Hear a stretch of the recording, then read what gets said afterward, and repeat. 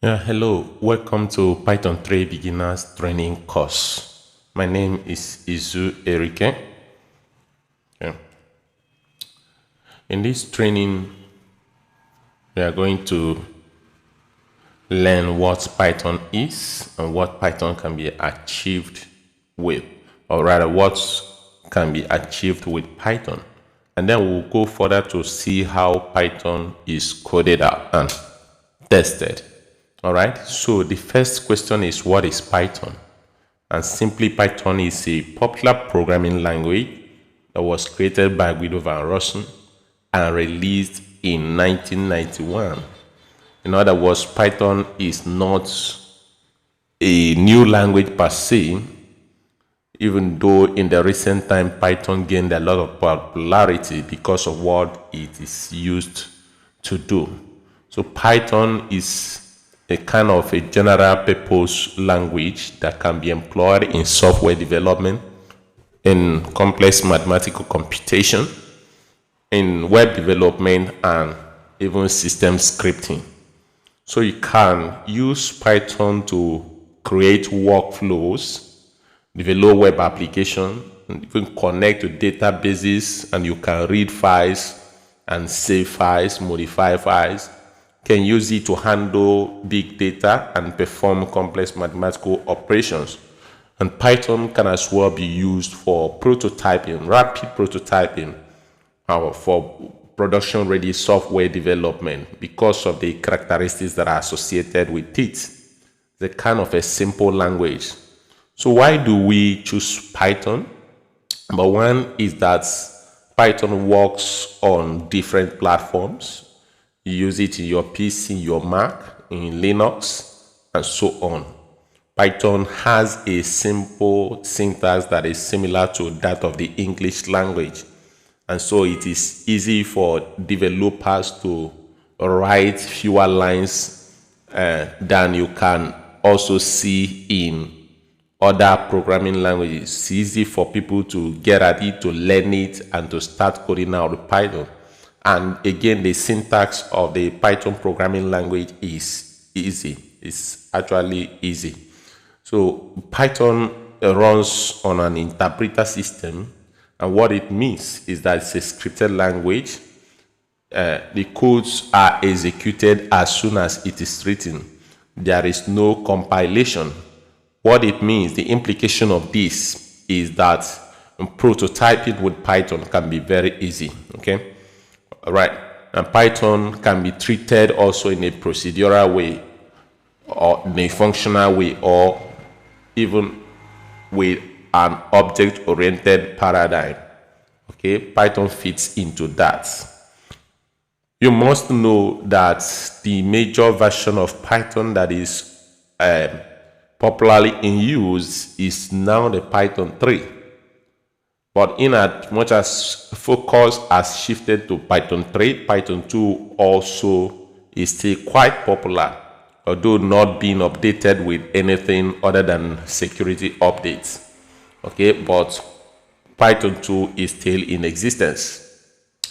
For us to write Pythons, we need text editors, and then we need some of these text editors that have advanced facilities that can help you to write codes quickly.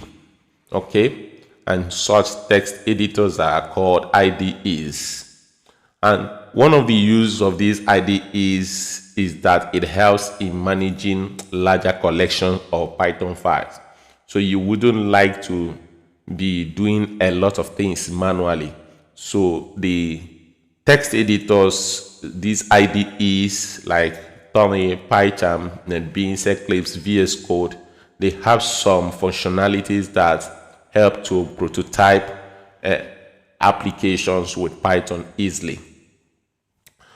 When we talk about Python syntax, the Python syntax was designed for readability, and it has some similarities with the English language, with little influence from mathematics, and it uses new lines. In its syntax, it uses new line to complete a command. Okay, so when you finish writing a Python code and then you press your enter to have a new line. What it means is that you are finished with a statement. Okay, so Python uses new lines to complete a command, as opposed to other programming languages that we usually use maybe semicolons or parentheses. Python relies on indentation, using white space to define scope, such as scope of loops, functions, and classes.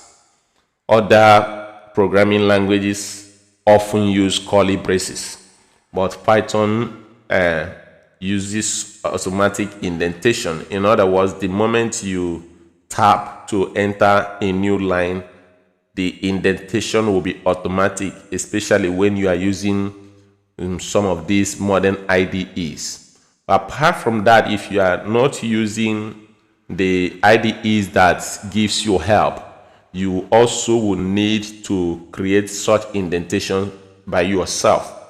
Okay, Python installation.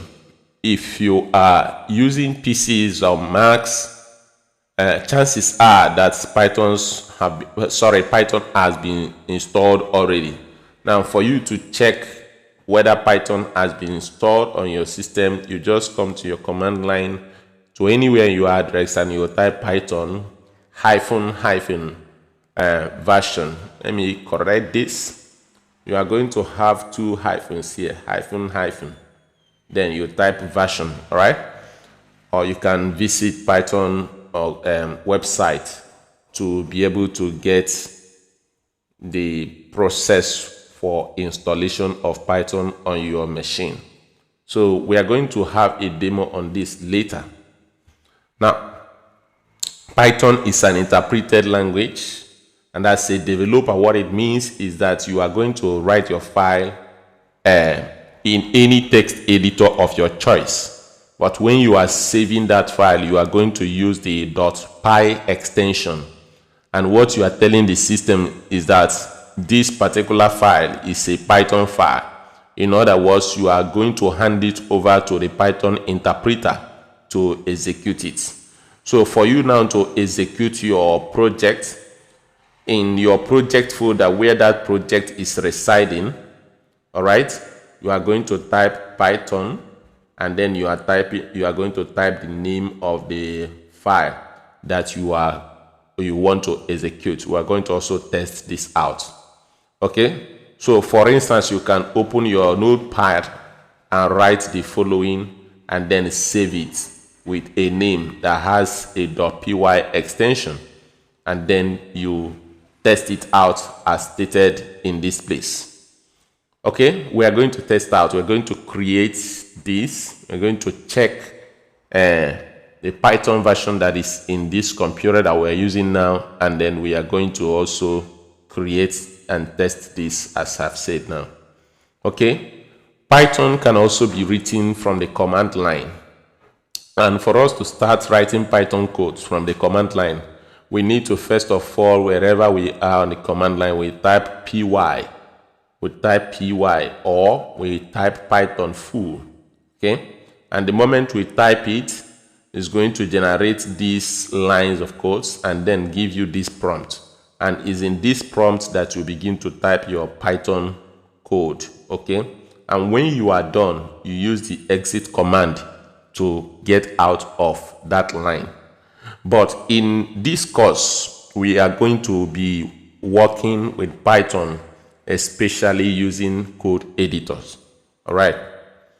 Python syntax, things you have to know about Python syntax. One is indentation.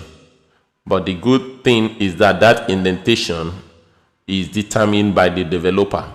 What it means is that at the onset of you coding Python, you may set your indentation to a tab space. But whatever space you use for your indentation, you have to be consistent with it.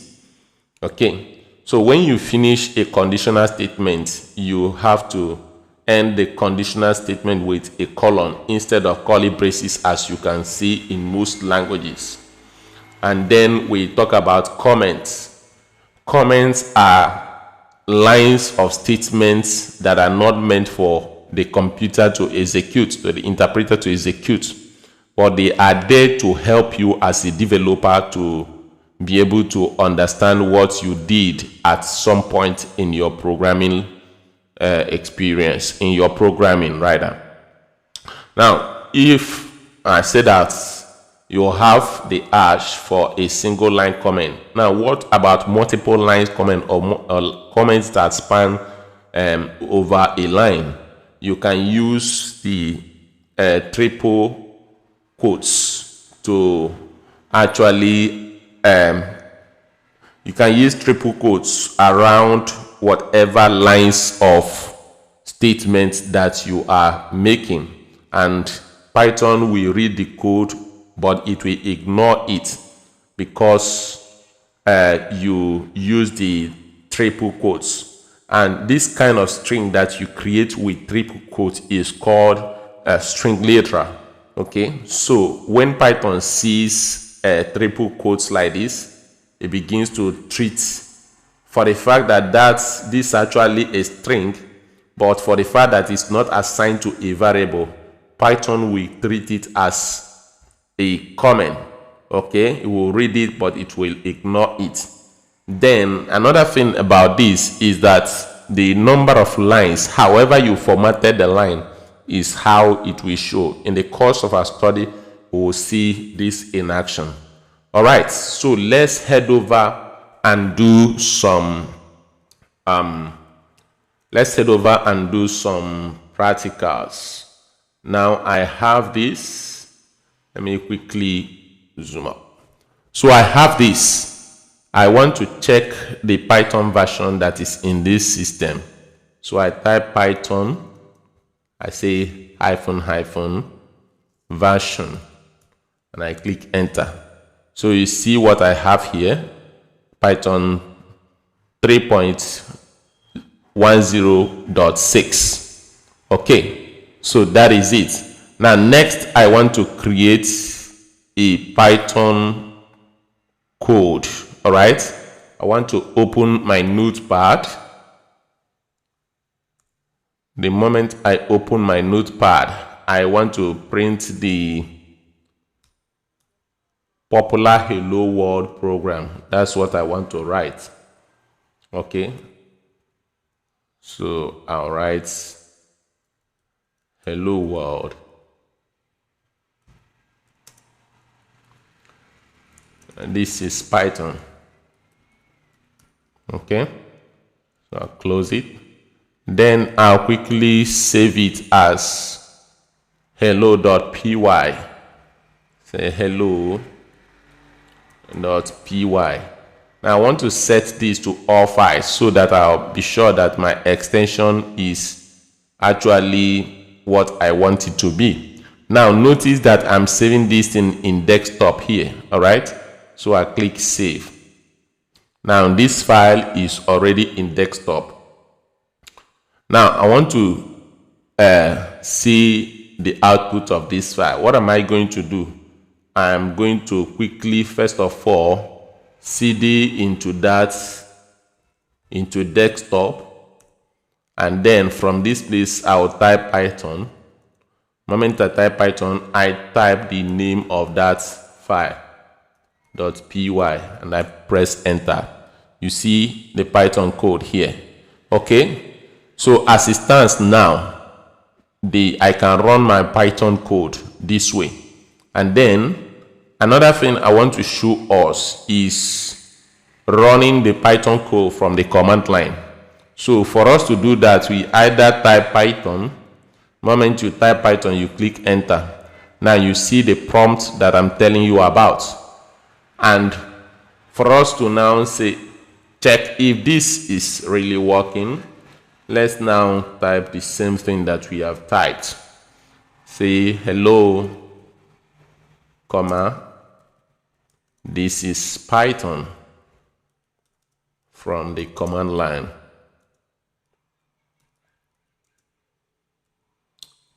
Okay, this is Python from the command line.